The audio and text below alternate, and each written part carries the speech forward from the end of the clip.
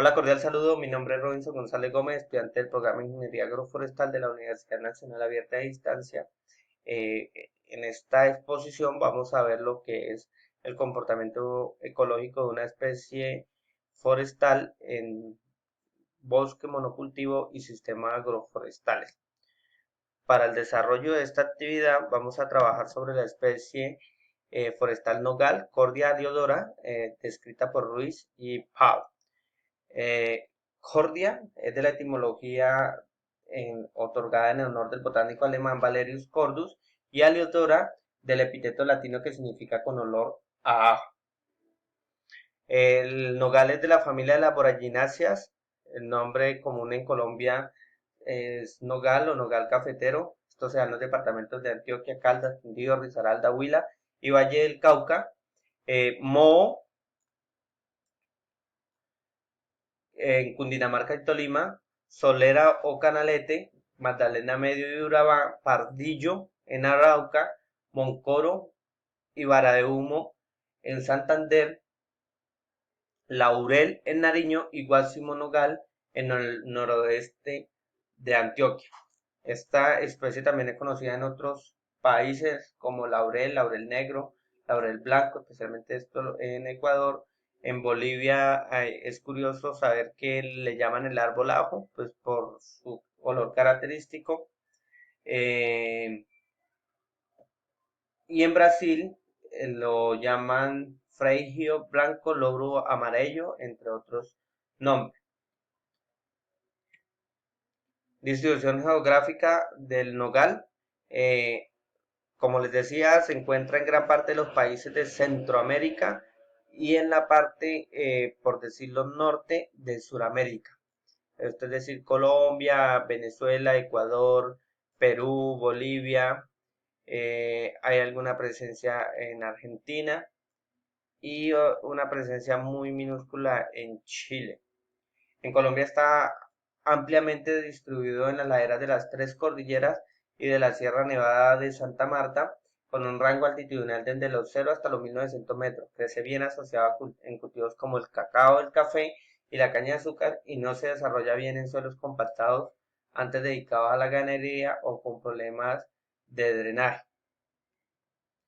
El hábitat. Ocurre bajo una amplia gama de condiciones ecológicas, desde muy húmedas hasta estacionales secas, se adapta bien a las áreas degradadas y abandonadas, los pastizales y los cultivos migratorios. Los, la topografía va desde tierra bajas planas costeras con arenas profundas e infértiles y poca materia orgánica hasta las tierras altas montañosas muy escarpadas, con unos suelos volcánicos profundos, fértiles y ricos en materia orgánica. Necesita suelos de tipo aluvial, profundos, negro-arcillosos, cársticos con roca aflorante, somero pedregoso, café claro, calcáreo bien drenado, etcétera, etcétera. Importancia ecológica. Es una especie secundaria abundante en los potreros y en la vegetación secundaria proveniente de la selva alta y mediana perennifolia o selva mediana sucardifolia, dominante en claros bosques y comunidades secundarias. Se presenta en vegetación de bosque tropical caducifolio, perennifolio, subcaudifolio. Se encuentra asociada al roble blanco, al cedro, al algarrobo, al higuerón, al yarumo, entre otras especies de importancia forestal. La morfología. Las hojas son simples, alternas de 5 a 18 centímetros de largo y 4,5 a 9 centímetros de ancho. Están dispuestas en espiral, son elípticas u oblongas, verdes oscuras, tienen borde entero con pelos diminutos en forma de estrella por el envés. Antes de caer, sus hojas se tornan amarillas y una vez en el suelo se tornan oscuras, casi negras. Las flores son blancas, pequeñas, de forma tubular de 1,2 a 1,0 centímetros de ancho y de largo. Están dispuestas en panículas axilares o terminales de 10 a 30 centímetros de largo. El cáliz es verde grisáceo hasta 6 milímetros de largo con 10 líneas sobresalientes densamente cubierto con pelos estrellados diminutos. La corola tiene 5 pétalos blancos. Estas flores tienen la característica que son muy aromáticas.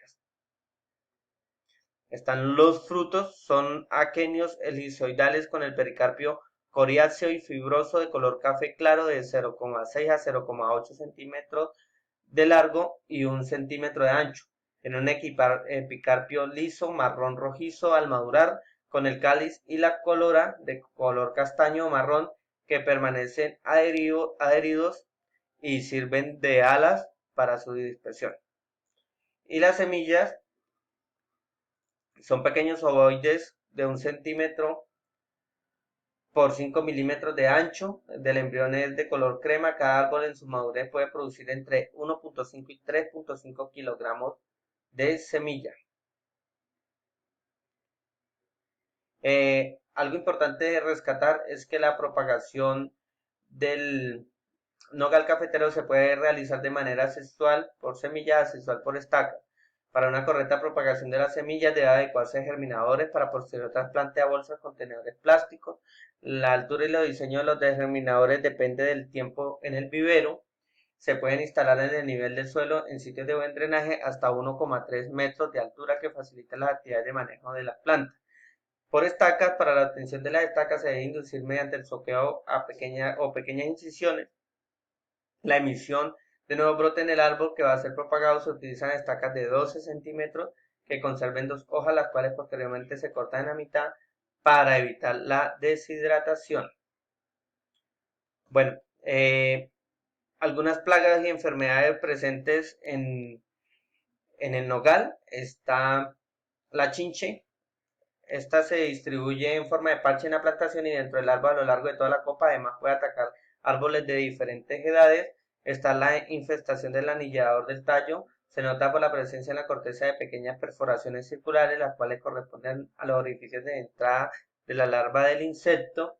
Está el mal rosado, que es causado por el corticium, del orden de las exobacidiales. Este microorganismo afecta cerca de 141 especies de plantas. Se caracteriza porque en sus primeros estadios presenta un micelio de color blanco y posteriormente formación de esclerosios,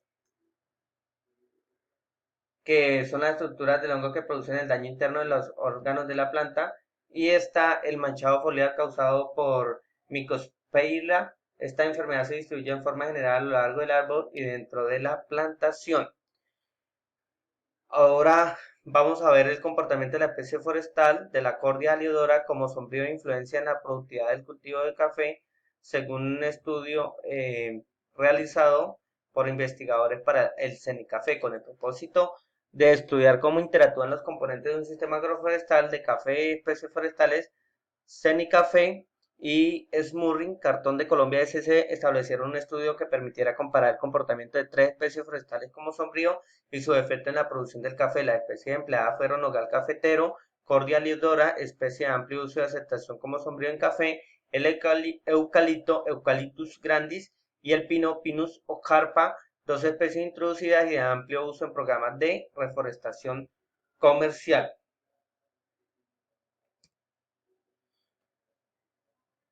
En dicho estudio se hizo la evaluación del crecimiento y el volumen del nogal de plantación en monocultivo del nogal cafetero. Como les decía, profesora, son muy poquitos, digamos, los estudios que hay con respecto al comportamiento de la especie en bosque, pero sí se han hecho varios estudios en cuanto al comportamiento en monocultivo y en especies forestales, que casi la mayoría de ellos han sido patrocinados por CENICAFé.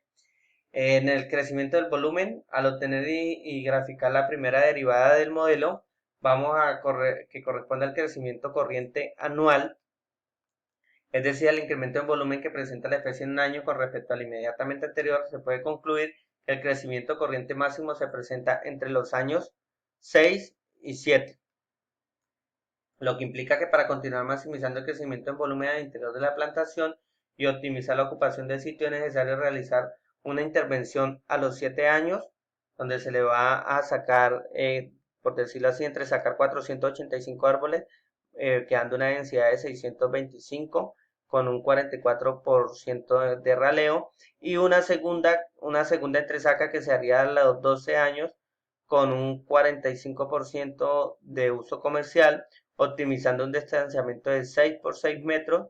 En este segundo entresaque se sacarían 345 árboles. Esta edad de los 12 años coincide a su vez en el punto en que se cruzan las curvas de crecimiento corriente y la de crecimiento medio. Bueno, y en este segundo gráfico, partiendo de la densidad comercial de 1100 árboles por hectárea, se puede inferir como la primera intervención en el raleo se hace cuando la curva presenta su punto de inflexión, es decir, en el momento de inicio de la competencia, lo que corresponde, como en el anterior gráfico, al año número 7. El número de árboles a extraer en este primer raleo es de 485, que eso equivale al 44% total de la plantación, tomando como criterio la extracción de individuos de bajo desarrollo, torcidos o con problemas fitosanitarios. El número de árboles remanentes será de 625 árboles para un distanciamiento equivalente al 4 metros por 4 metros. Del mismo análisis de la gráfica se deduce que la edad para la segunda entresaca será los 12 años. El número de árboles a extraer en esta entresaca es de 345 árboles, que eso correspondería a un 45% de la población.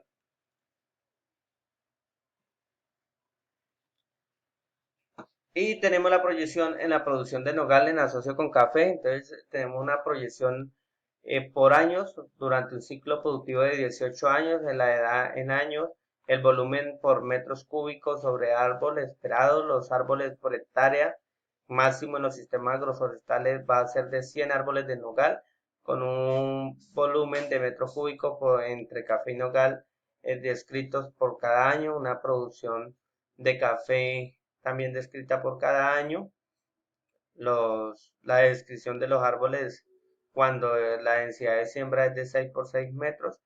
Y digamos, aquí tenemos algunas consideraciones que la reducción de la producción de café para un distanciamiento de 10 por 10 metros se basa en los resultados del informe Evaluación Económica del Sistema Agroforestal Soca de Café asociada con Nogal, donde la reducción de la producción de café en un sistema a plena exposición con respecto a unos sombreros nogal cafeteros del 29,1% según los trabajos de Farfán y Urrego en la subestación experimental de Paraguasito, en plantaciones de café a plena exposición y de café con sombrío nogal cafetero con densidades de sombra de 6 por 6 metros, la reducción de la producción del café del 42,3%.